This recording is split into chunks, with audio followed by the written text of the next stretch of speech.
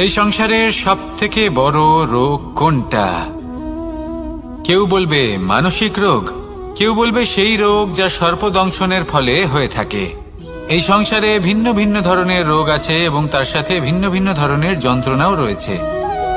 এমন একটা রোগ আছে যা চোখে দেখা যায় না, যা আপনার শরীরে কোনো দাগ রেখে যায় না, কিন্তু আপনার আত্মাকে পর্যন্ত ক্ষত বিক্ষত করে, অসুস্থ করে তোলে, বিনাশ করে দেয় আপনাকে এবং তার সাথে আপনার আত্মাকেও। এই অসুখের নাম হলো লালসা।